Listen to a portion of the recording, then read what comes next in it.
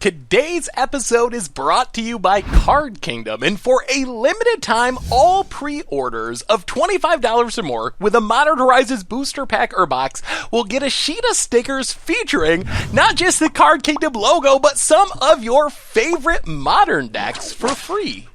Hello everyone, it's Seth. Probably better known as Saffron Olive, and it's time for another Instant Deck Tech. So as you know, Wednesday means it's Wildcard Wednesday, and today we got a sweet Modern list to look at. This is an updated version of a very old budget Magic deck, Tutelage Turbo Fog, which actually took someone to a top 8 finish, RC Ong, to a top 8 finish in a small tournament in the Philippines, I believe.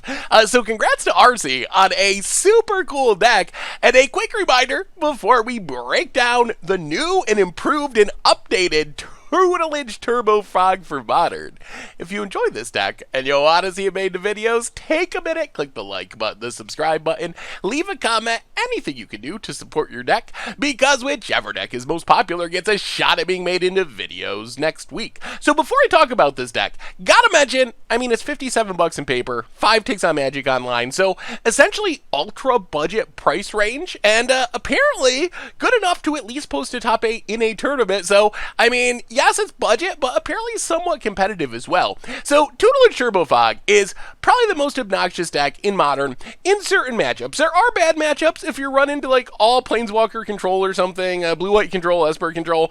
That's a little sketchy, but against creature decks, this deck is absurd. So the plan of this deck is really simple. Step 1 is find something that draws us extra cards each turn. I guess it draws our opponent cards too, but that's fine. We're not really worried about that. So Dictative Krufix, Temple Bell, these are 3 mana artifacts or enchantments that let us just draw an extra card each turn. Dictate just draws an extra card for each player on their upkeep, and then Temple Bell does it when we tap it. So basically, with these cards, we're drawing for a turn, and we're drawing at least 1 extra card each turn. 2 extra cards each turn if we get multiples, because the plan of this deck is to cast a Fog every single turn. So Ethereal Haze, Holy Day, Angel Song are just all combat damage is prevented. 1 mana, 1 mana, 2 mana. Angel Song a little more expensive, but it makes up for that by being cyclable, so if we don't need another Fog, we can dig for something else. So in theory, if we're drawing enough cards each turn, we should always be drawing a Fog, always having a Fog in hand, so when our opponent goes to attack us, we just fog them. We just fog them. We do that again and again and again and again. And then we have Dawn Charm, which is a fog that also has some extra upside in other matchups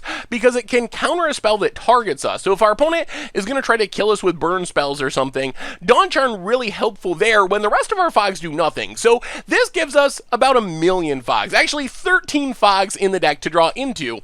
And then to close out the game, we got a couple of plans. First, we have Sphinx's Tutelage, which just mills for 2 whenever we draw a card.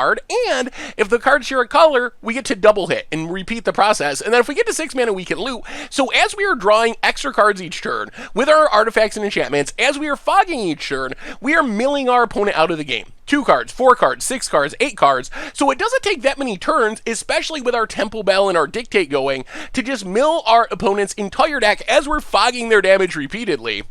We also have some graveyard hate, because if we are filling our opponent's graveyard, we want to make sure that they can't use that to their advantage. There's a lot of graveyard decks in the Modern format, so one big new addition, Ashiok Dreamrender, it is a mill card. It also has weird hate to certain things if our opponent's trying to like Primeval tighten out lands or whatever, other tutor effects, but it is a mill card that also exiles the graveyard. So as we're milling with Tutelage, we're milling more with Ashiok, wiping the graveyard repeatedly, and then Ashes of the Abhorrent keeps our opponent from casting spells or activating abilities from cards in their graveyard, and maybe gains us a bit of life as creatures die.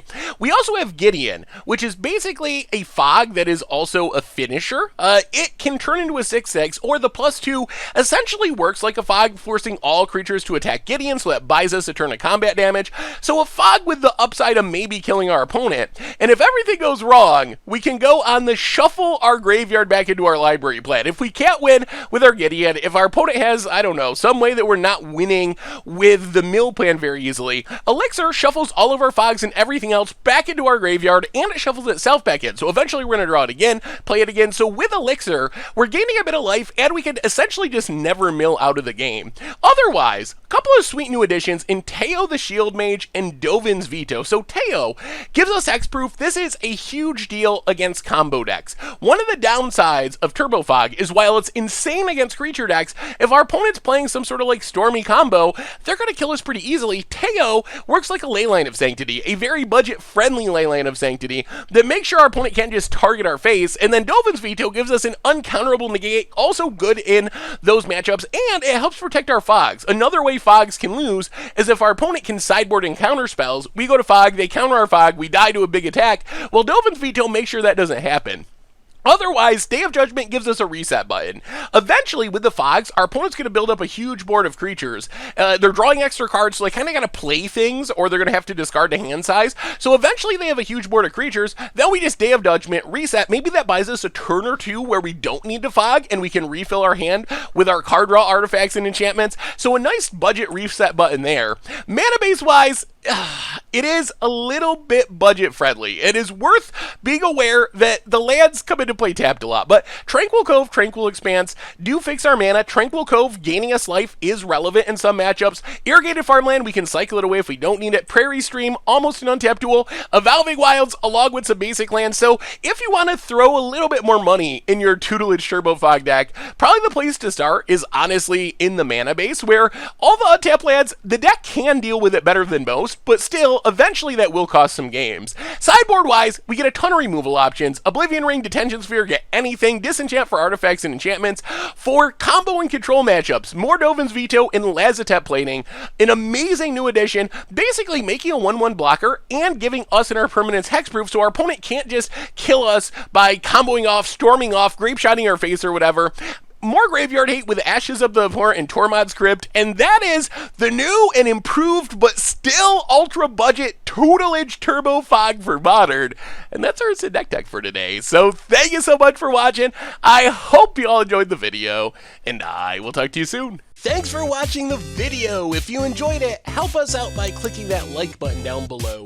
And to keep up on all the latest and greatest, click that subscribe button. And don't forget to hit that bell icon to get alerts whenever we have new videos. And if you want to, check out some of our other sweet videos here and here.